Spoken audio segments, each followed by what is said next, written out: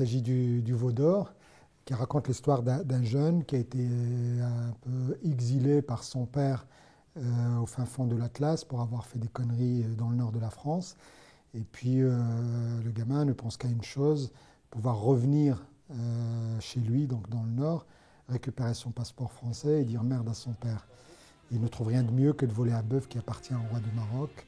Et tout ça se passe à quelques jours avant la mort du roi du Maroc en 1999. Le genre road movie est quelque chose que j'affectionne tout particulièrement. J'aime beaucoup la route. Et pour moi, le cinéma, c'est le mouvement. Et j'ai du mal à concevoir quelque chose de statique ou un huis clos à l'intérieur d'une pièce.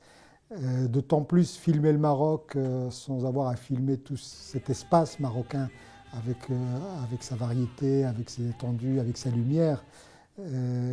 Qui impose une certaine façon de bouger, une certaine façon d'embrasser cet espace, d'où l'utilisation aussi du format. Donc tout ça, pour moi, c'est du cinéma. Et donc il y a le genre road movie, il y a aussi un hommage un peu au western spaghetti de mon enfance. Et il y a, comme je disais, ce côté fable aussi qui amène une dimension un peu surréaliste, mais où le surréalisme retombe toujours sur ses pattes, parce que je ne veux pas non plus qu'on décolle, qu'on aille trop loin, on reste ancré dans une sorte de ce que le cinéma belge dans lequel j'étais formé s'appelle la scénarisation du réel. Donc voilà, il y a toutes ces influences-là qui, moi, m'ont nourri et qui me permettent de faire du cinéma. Il y a 3 registres. Il y a le premier degré, c'est un veau au nord, donc on le vole, on va le vendre, et on va gagner pas mal de fric pour payer le passeur et partir en Europe.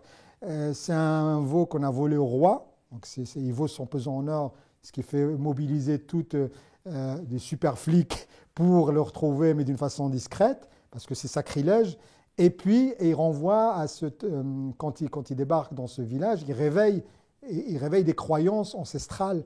Et moi, ça me permettait aussi de glisser un peu cette idée sur un certain relativisme religieux.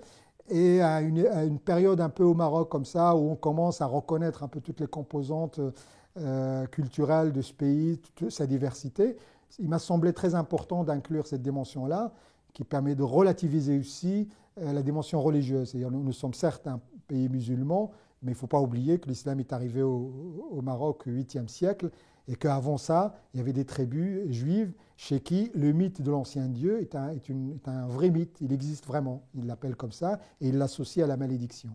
Le Maroc est un des pays sur le plan africain qui a vraiment fait un bond en avant au niveau cinéma.